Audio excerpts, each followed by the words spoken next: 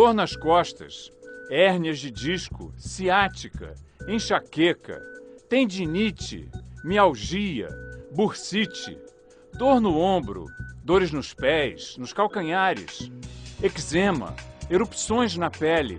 A lista é infindável. São doenças cada vez mais comuns que lotam consultórios, levam a tratamentos longos e caros, muitas vezes cirurgias e complicações.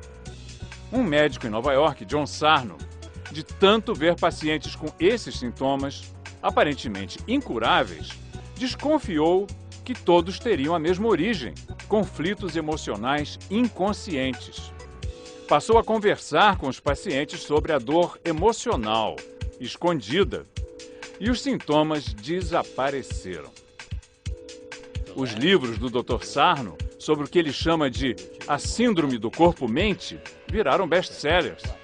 E muita gente diz ter se livrado da dor apenas lendo os livros e tomando consciência da origem do problema. Dr. Sarno, I have a shoulder pain. My arm is weak. I can't lift the arm.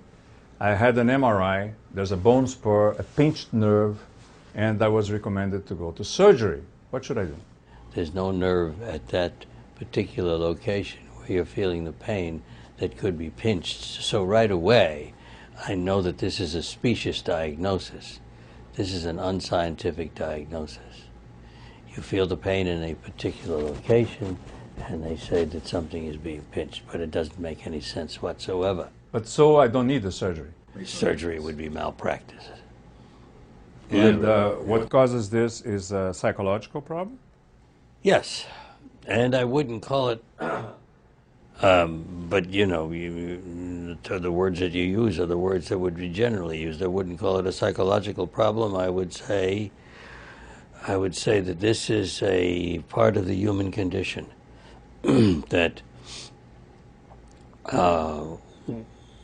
why the brain does this, or that it's doing it in response to something that's going on inside of you psychologically, that's an emotional phenomenon.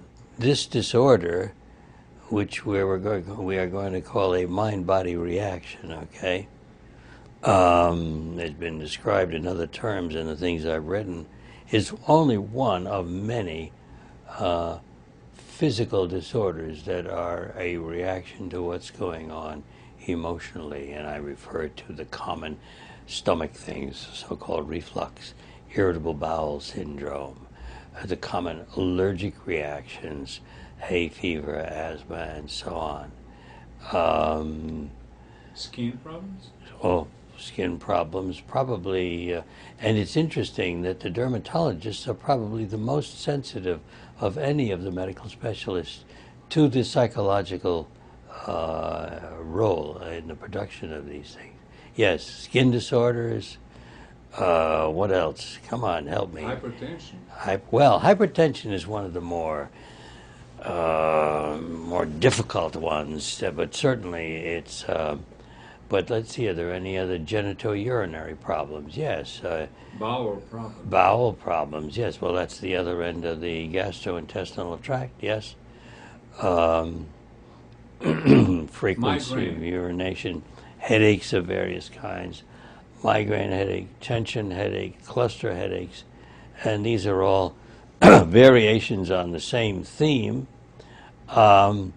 It's interesting that the physiology will be different. A true migraine is the result of something that happens to a blood vessel in the substance of the brain.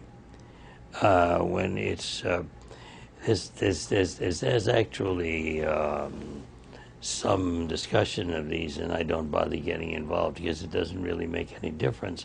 But the old idea was that a blood vessel in the brain was constricted.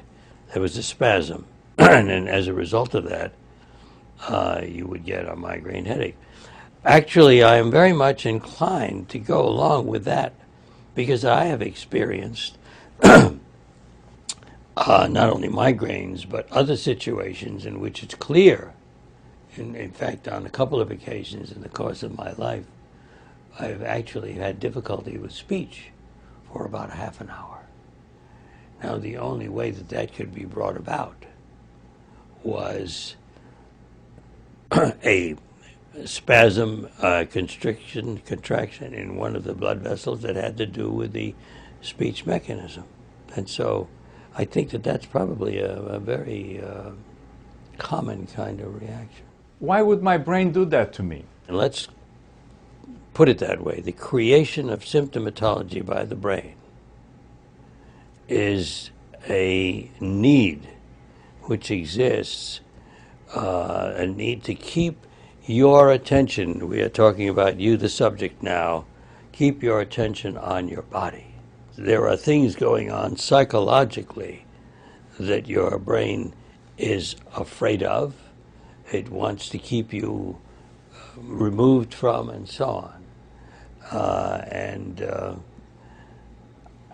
In my writing, what I have said that probably the major one of these is rage, unconscious rage.